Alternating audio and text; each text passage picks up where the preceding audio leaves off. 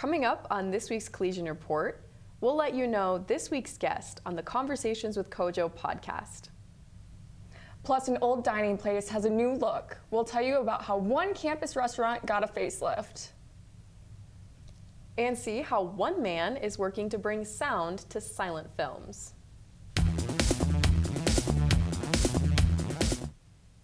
Welcome back to the Collegian Report. I'm Ella Stiefvater. And I'm Annie Witt. Weary Wills has a new look, a new menu, and a new name. The restaurant is now called Jack's Junction at Weary Wills. Along with a new breakfast and lunch menu, the prices have gone down. Assistant Vice President for Student Life, Jennifer Novotny, said dining leadership responded to feedback from students.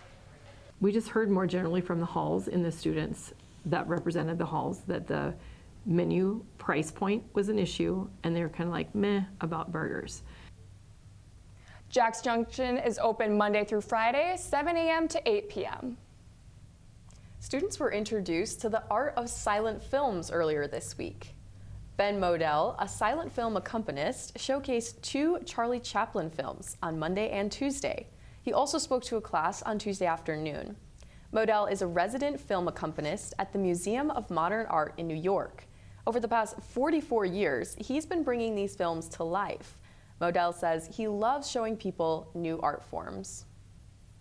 My favorite part about being a silent film accompanist is introducing silent film with live music to new audiences, especially school kids.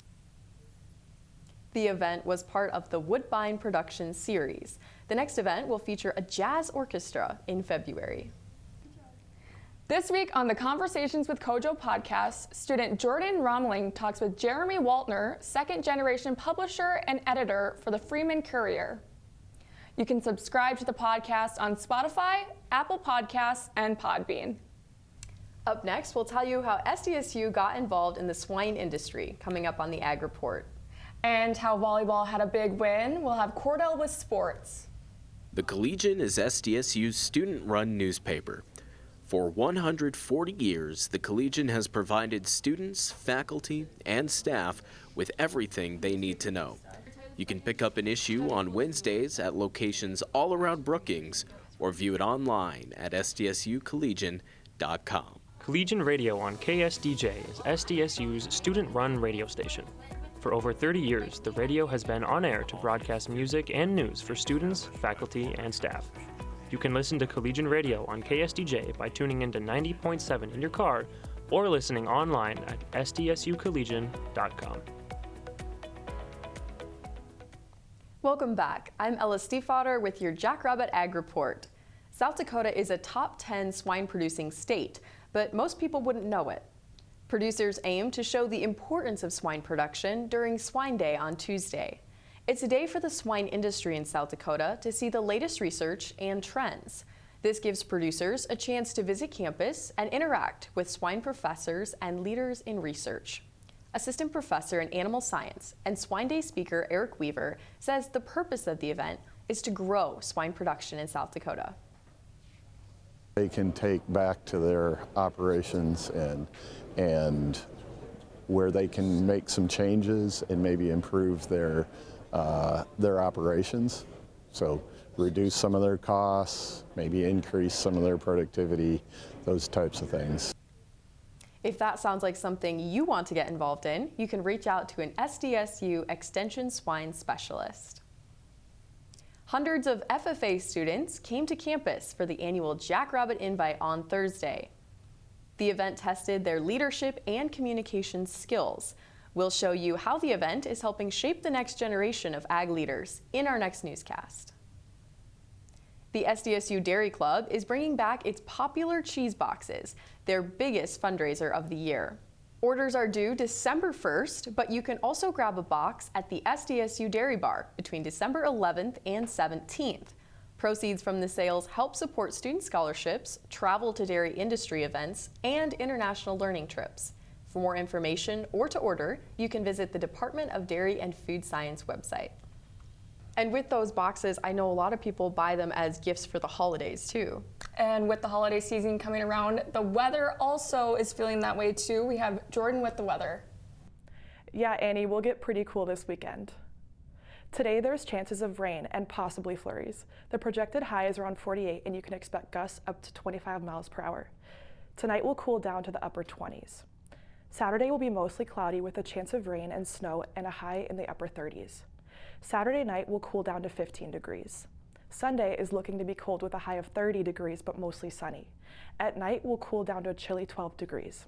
Back to you guys.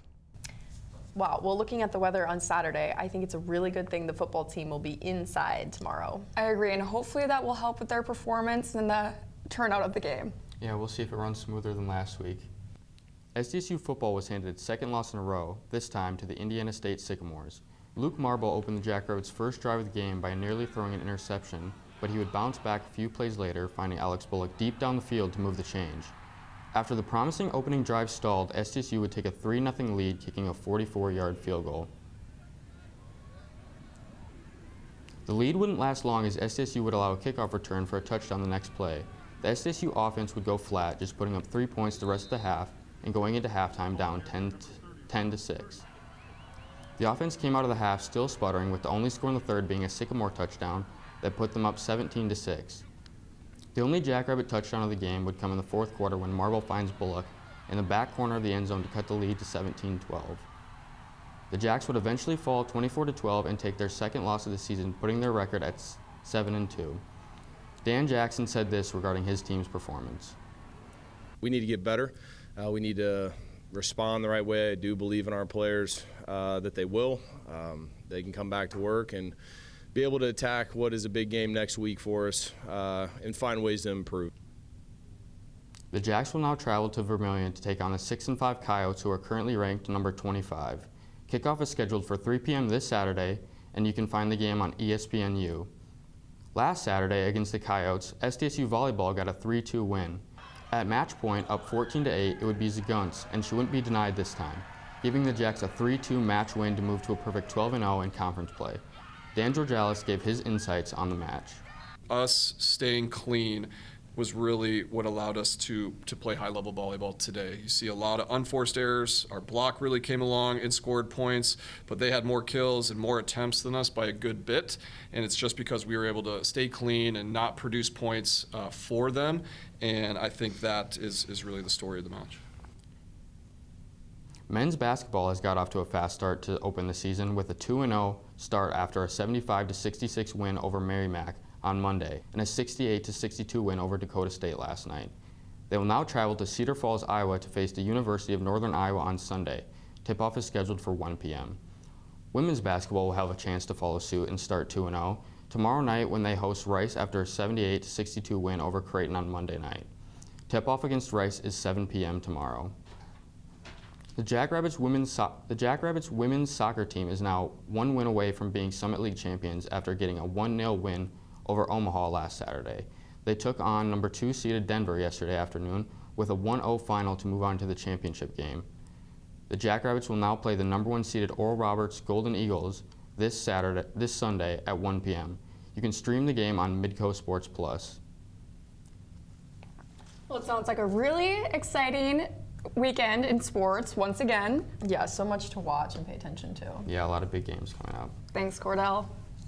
Up next, see how the Wallstorf Ballroom got spicy. Looking to stay up to date on news around campus? Collegian Media is SDSU's student-run newspaper, radio station, and newscast. From writing to anchoring, taking photos and videos, or selling advertising, Collegian Media gives students in any major the opportunity to get involved. To learn more or to see what's happening on campus, you can visit sdsucollegian.com. Welcome back. A new event taught students salsa dancing Tuesday night. The Latin American Student Association, the University Program Council, and the International Dance Crew teamed up for the event. Mocktails and food were provided by UPC and LASA. The dance was taught by members of the International Dance Crew. UPC Social Awareness Coordinator Emily Regenberg said the event brought students together. And then it just kind of some community with other students, getting them involved, getting them to meet other people and chatting and enjoying a fun time. Around 50 people attended. The next UPC event is on November 18th at 5 p.m. on the Union Market stage. Some of our Collegian media staff get to go behind the scenes of a Minnesota Vikings home game this weekend. You can watch for that story in next week's newscast. And that's all for the Collegian Report this week. Stay up to date on the latest news at stsucollegian.com or on social media at SDSU Collegian Media. Thanks for watching.